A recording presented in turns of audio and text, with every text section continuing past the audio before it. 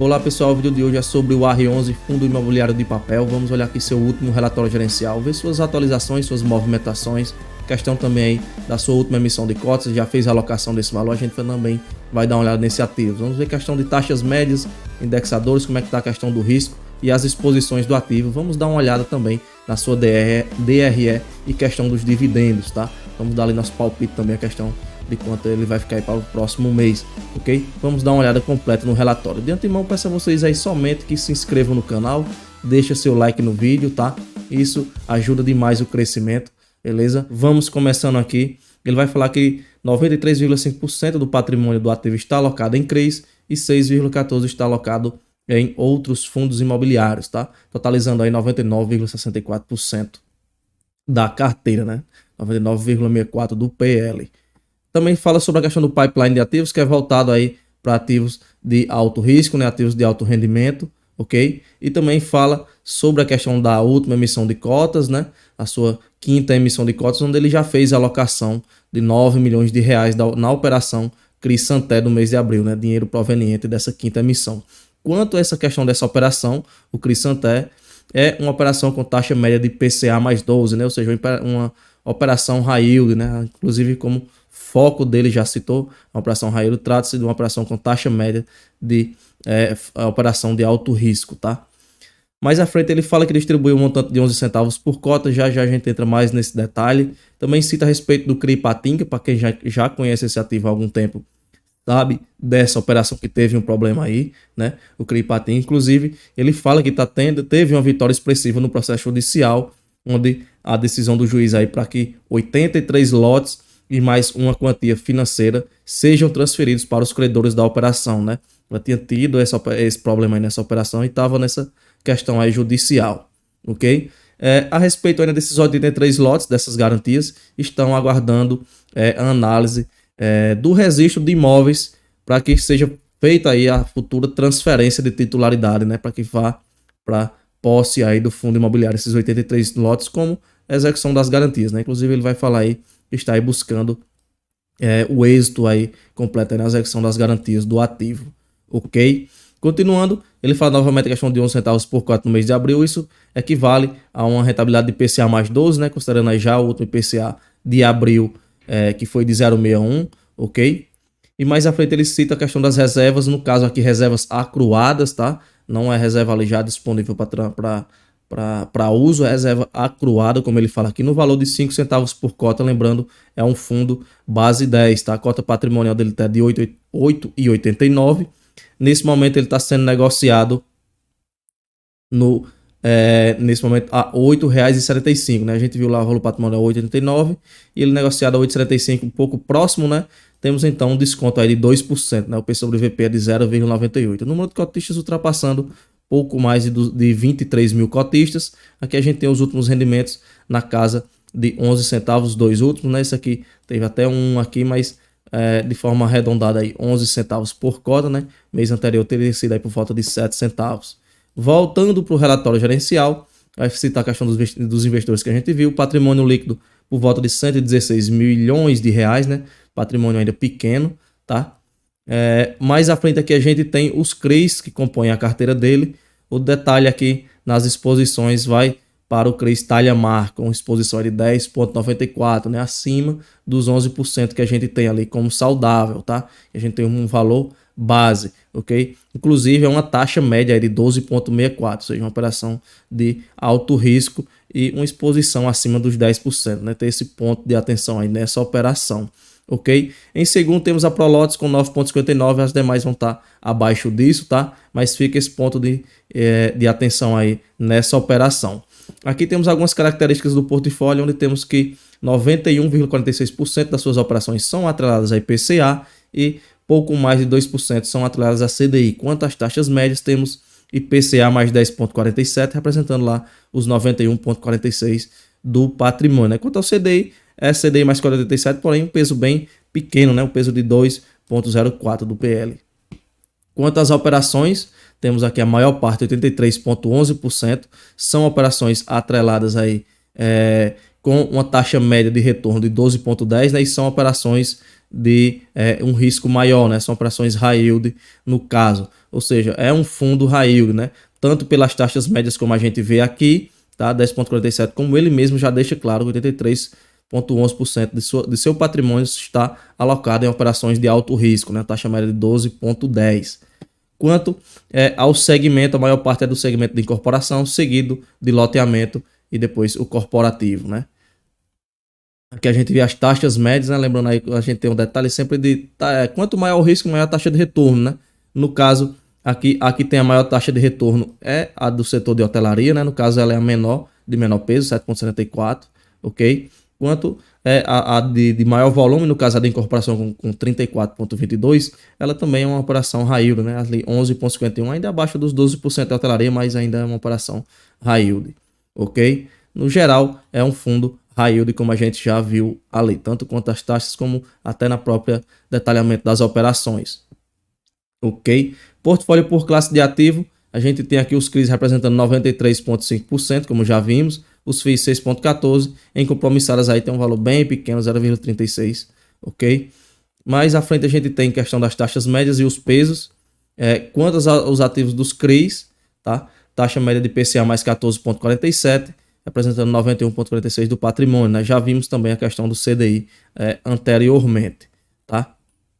Aqui a gente tem um gráfico de exposição por devedor, o maior no caso é o Talhamar, como já vimos, seguido do Prolotes com 9,59%, Socicam com 8,3%, o restante aí também vai estar abaixo disso. Aqui a gente tem a listagem das operações somente atreladas a IPCA, tá? Essas operações aqui são atreladas a IPCA, no caso a Talhamar, que é a maior exposição, é atrelada a IPCA, taxa média de IPCA mais 10,47, como já vimos. Temos também aqui a distribuição por CDI, no caso só temos essas duas operações atreladas a CDI, né? O montante delas aí vai representar pouco mais dos 2%, como nós já vimos. Taxa média de IPCA mais 4,87. Ou seja, no caso, quem predomina mesmo no peso aí, no portfólio do ativo, é o IPCA, é a inflação. Aproveitar para dar um recado bem rápido, só pedir para vocês se inscreverem no canal, deixa o like aí no vídeo, beleza? Isso ajuda demais o crescimento. Participe também do grupo Telegram, o link vai estar na descrição, tá? Voltando agora aqui na questão das operações, agora temos aqui os fundos imobiliários que compõem a carteira dele. Ele tem aqui o maior, em maior exposição com 2,18. O KNCR, também temos aqui o KQR, o MORC, o KNSC e também o MORC 11, tá? Esse aqui é o MORC 11 já o fundo, tá? E esse aqui é o MORC 14 aí, provavelmente já fundo proveniente de alguma emissão ou de alguma movimentação feita pelo MORC, né? No caso 1,12. E o MORC mesmo, as cotas puras mesmo do MORC 11 com 0,36. A gente pode até somar aqui, mas ainda vai dar bem abaixo dos 2%, tá? Maior exposição de FI é 2,18 KNCR, ok? Ele vai fazer o histórico aqui dos índices de inflação e CDI, mas enfim, a gente já viu o último aí que foi de 0,61, tá? Aqui a gente tem a distribuição geográfica das operações do fundo, a maior parte vai estar em São Paulo, como ele colocar aqui colocado, apresentado em tabelas, ok? No caso, na verdade em tabelas não, né? Em gráfico, 42,89 vai estar lá em São Paulo, seguido do Rio de Janeiro com 22,74. Aqui temos os valores negociados por dia, né? O volume de negociações por dia, no caso a liquidez. Aqui embaixo a gente tem um resumo, onde ele vai dizer que a liquidez média diária é de 317 mil, quase 318 mil, né? Mas bem abaixo ainda do 1 milhão que a gente tem ali como valor base, né?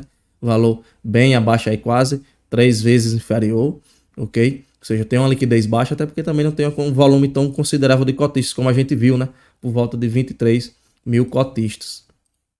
Continuando então, a gente tem aqui a DRE do ativo, né? Onde a gente vê aqui que no mês de abril teve inclusive uma elevação em relação aos meses anteriores na questão da receita proveniente aí de juros e dos CRIs, né? Os juros dos CRIs.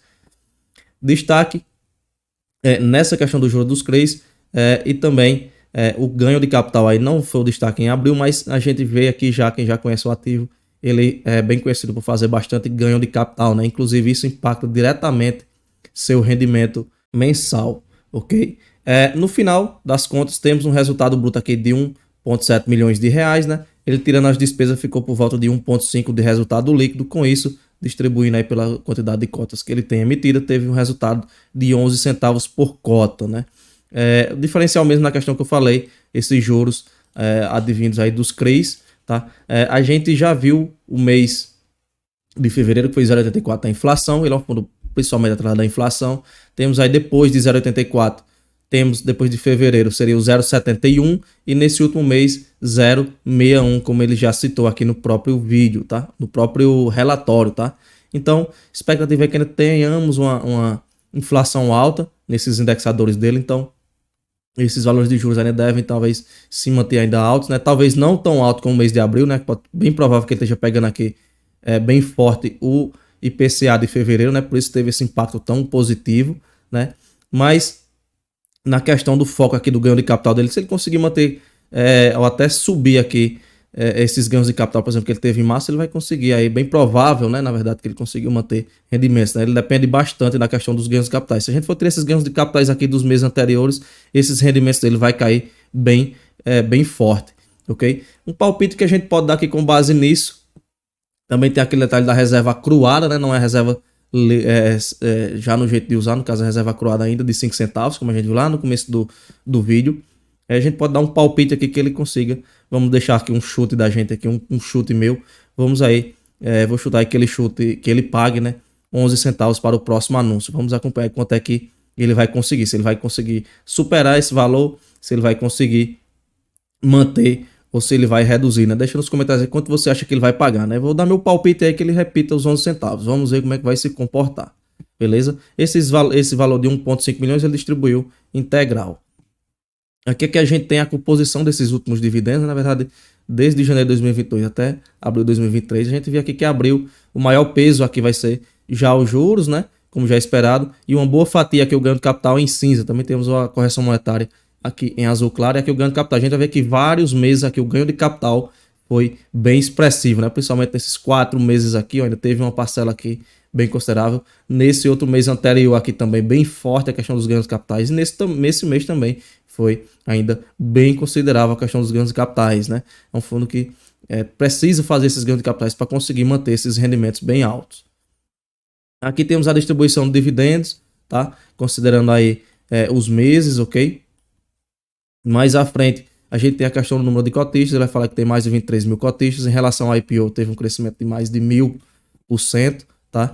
O IPO dele é de 1.730 cotistas, ok? Mais à frente, temos aqui um gráfico comparativo de retorno, tá? Comparando o CDI com a inflação e a cota do R11 com os dividendos. A gente vê que a cota que o R11 está bem à frente dos demais, ok? Temos aqui também a questão da emissão, ele já passou aí pela 5ª emissão de cotas, inclusive ele já fez aquela alocação dos 9 milhões de reais. Aqui temos um comparativo com o CDI e com o CDB 100% CDI, né? Quem quiser até um comparativo, esse CDB 100% CDI é o que a gente vê, por exemplo, na conta lá do Nubank, né? Eles rentabilizam lá 100% do CDI, né?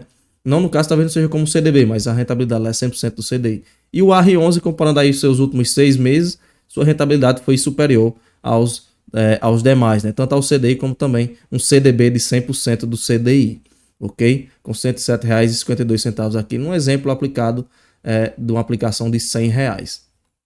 Aqui a gente tem algumas informações, bem interessante também a questão das taxas, né? Tem taxa de administração de 0,14, taxa de gestão de 0,5, taxa de consultoria imobiliária de 0,4, né? A gente somar aqui os dois vai dar 0,9, com mais 0,14 vai dar em torno aí de 1,04 de taxa, né? E ainda temos também a taxa de performance de 15% do que exceder inflação mais 2. Mais à frente, então, a gente tem um detalhamento das operações em si. Lembrando, é um fundo base 10, tem essa questão desses rendimentos aí que depende dessa questão do ganho de capital, né? O ganho de capital tem um peso bem expressivo nesses rendimentos altos. Também tem essa questão da liquidez bem abaixo ali de R$ 1 milhão. Tem pouco mais de 23 mil cotistas. É um fundo high yield, tá? É um fundo de alto risco. Inclusive, esses rendimentos que ele vem entregando é um rendimento bem alto, né? Até porque a proposta do ativo é ser um fundo high yield, como a gente vê aqui nas próprias operações. Inclusive, na taxa média também já fica nítido, né? Mas, enfim, é um fundo principalmente atrelado à inflação, ok? E isso era tudo que a gente tinha para ver sobre o R11. Deixa nos comentários aí quanto é que você acha que ele vai pagar no próximo mês. Também deixa nos comentários aí se você tem interesse em entrar no ativo, ou se já teve, ou se em algum momento já teve o ativo aí em carteira e hoje não tem mais. Mas enfim, deixa aí como é que tá sua opinião, o que é que você acha do R11, tá?